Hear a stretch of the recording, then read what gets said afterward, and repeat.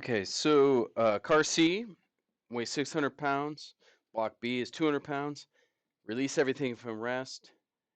C moves down, B moves up. What's the final speed? So the thing I look at here, first of all, I notice I'm trying to find velocity at certain positions. Think work energy. Then I look and see, okay, well, what kind of work do I have? The only thing doing work here is gravity, right? There's no friction, there's no external applied force. So if gravity is the only thing happening, that gravity is a conservative force. I can use conservation of energy, which states that KE1 plus PE1, that's potential energy initial, equals KE2, potential energy 2. Now with gravity, I get to basically determine what my initial, or I should say, what my zero potential is when I have for gravity. With springs, we don't get to do that. We'll talk about that on a different problem. Okay, so what I'm going to do is, first of all, I'm going to recognize that everything's released from rest. So KE1 is going to be 0. And now what I'm going to do is I'm going to basically force PE1 to be 0. Okay, and I can do this for gravity because I set what I call my datum, right? And I'm just going to set the initial position as my datum. That is, that this initial position is where the gravitational potential is 0 for each one of these guys.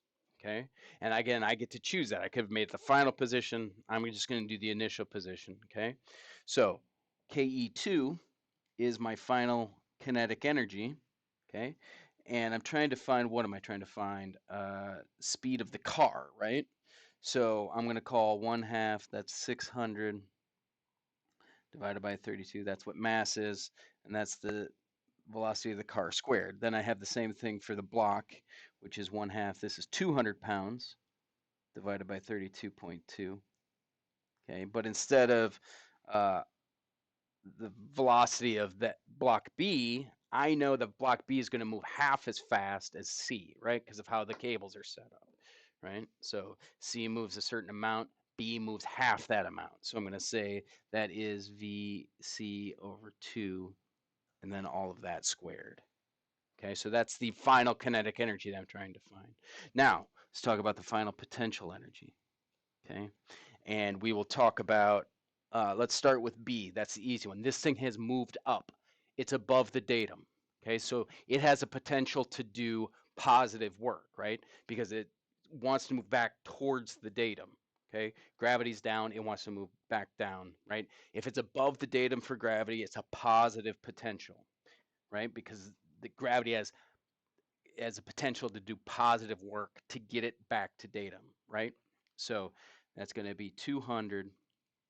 And again, if the cart moves 30 feet, this guy's only going to move 15 feet because of how the pulley is set up. Okay.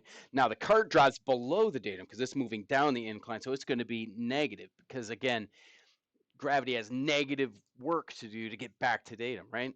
It's below, so I need to move against gravity to get it back to datum. So it has a potential to do negative work to get it back to kind of 0, if you will. Okay, so it goes negative. Okay, its force is 600.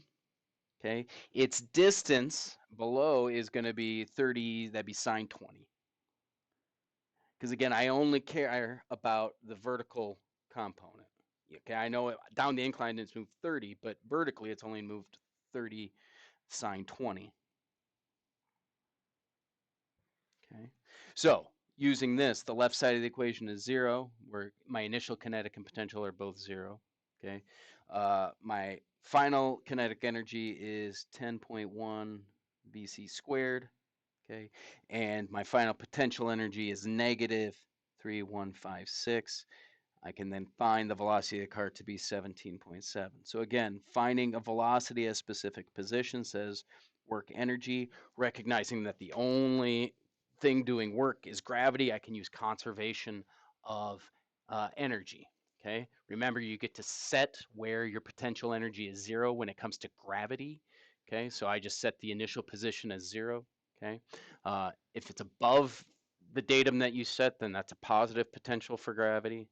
If it's below the datum, it's a negative potential for gravity. Kinetic energy works just like we did previously, and that should get you the answer that you need.